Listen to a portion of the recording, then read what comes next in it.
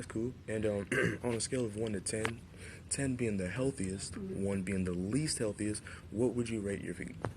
Well, with my previous dance experience, I would say my feet like 7 or 8. They're getting better now. Okay, that's good. That's mostly the answer that I get. So which brings us to our next question: how often do you take care of your feet? I try to take care of them Regularly. I try to get like pedicures, even if I do it myself. So. Right, because without your feet, Yeah. you start to have problems and things like that. So, that's good. Have you ever played any sports or any, well, not so much in sports, but any activities that required you to be on your feet? Oh yeah.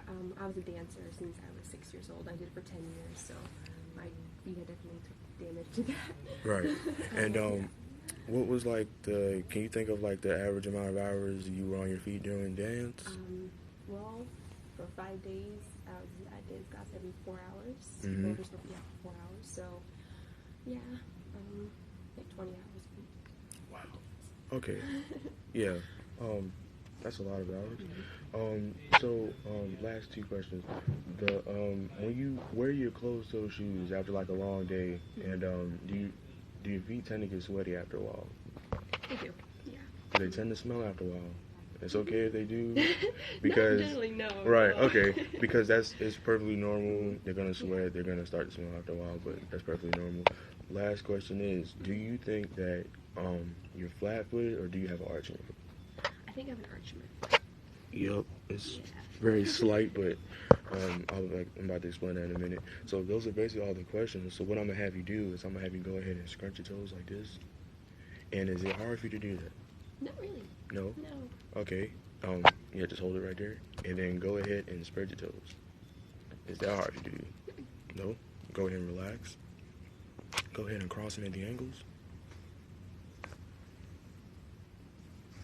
And go ahead and scrunch them from there. Is that hard for you to do from there? No. Nope. No. Go ahead and spread them. Is that hard for you to do? Nope. Go ahead and wiggle your toes from there. Is that hard for you to do? Nope. It's back a lot. And then go ahead and try to rub your feet together from there. However you're able to do it. And is that hard for you to do? Nope. Go ahead and put them back side by side. Last two things I'm going to have you do is go ahead and wiggle your toes from there. Oh, sorry. Is that hard for you to do? Nope. And last thing I'm going to have you do is go ahead and rub the insoles together. Yeah. Is that hard for you to do? No. Okay. You can go ahead and stop. Basically, like I said before we started, women who have an arch in their foot, it's a little bit easier for them to do it as opposed to women who have flat feet. And women who have flat feet, so far that I've, seen, is basically that women who have flat feet tend to start having a little bit more problems with their feet later on. They start to ache more, they start to, have sharp pains in them and things like that. And you say you were a dancer, so you're used to being on your feet for like long hours at a time. And you said you do wear insoles in some of your shoes? Sometimes, yeah. Sometimes. Especially my flats, because there's no arches there, but I Right. sometimes can just skip out because they make my shoes smaller. Right, and that's very important to support the arches. Mm-hmm. You do have an arch, it's very slight.